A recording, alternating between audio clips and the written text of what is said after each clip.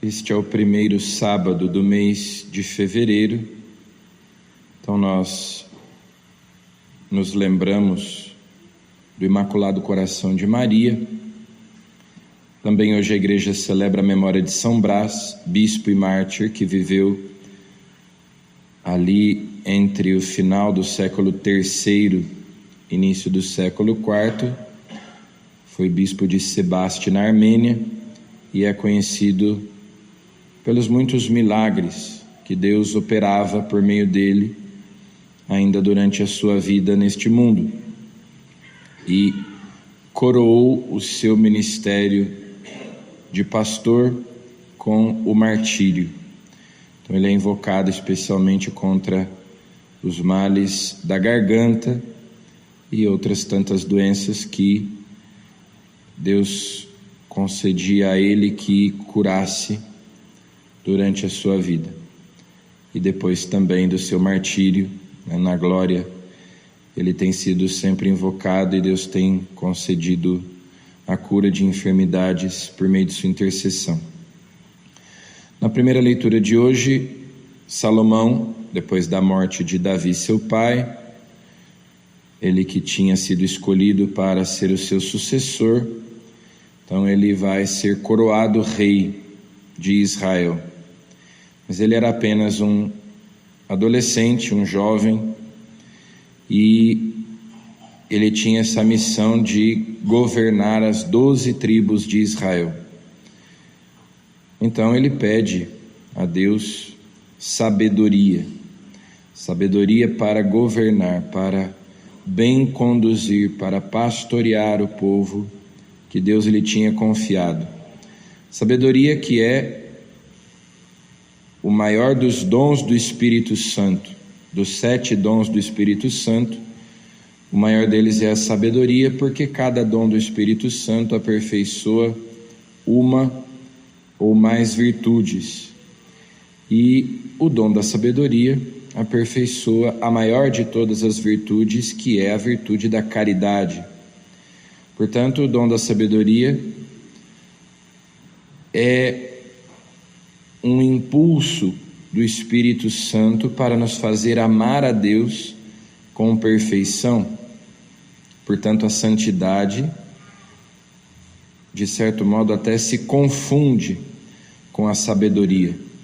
E Deus se agrada desse pedido de Salomão e lhe concede: como pediste isso e não outras coisas, eu te farei sábio.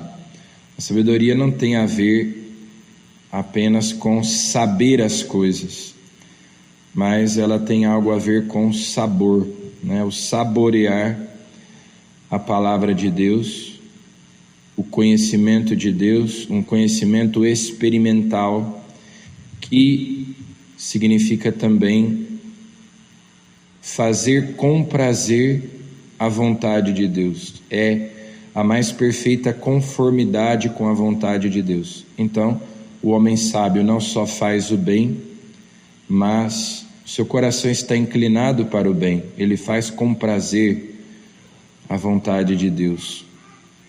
E por isso é sábio, porque se deixa conduzir sempre.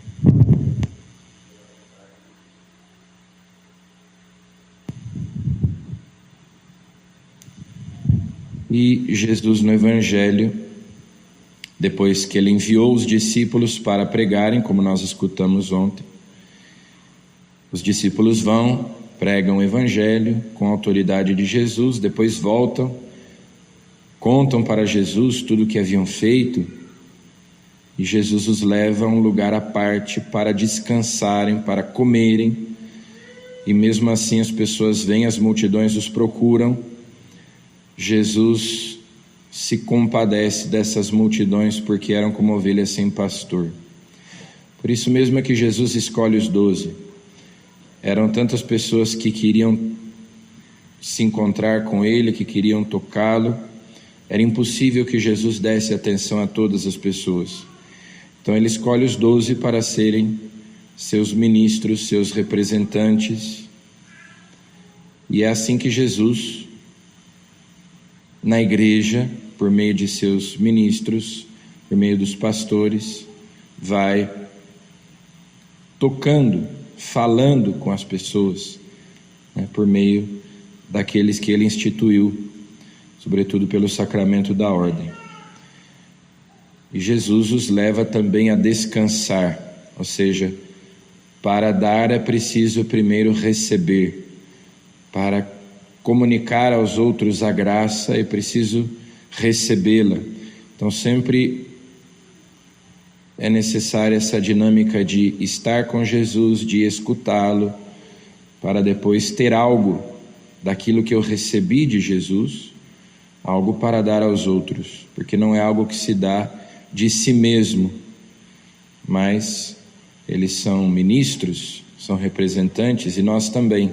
Se queremos ter algo de bom para dar aos outros, nós precisamos estar em constante intimidade com Jesus. Vamos pedir a Ele que, estando com Ele nesta Eucaristia, Ele nos faça descansar, Ele nos alimente com a sua palavra, com o seu corpo e o seu sangue, e assim nós sejamos bons apóstolos, nós sejamos bons representantes de Cristo no mundo, outros Cristos, para que as pessoas que andam como ovelhas sem pastor possam encontrar-se com Ele através de nós. Amém.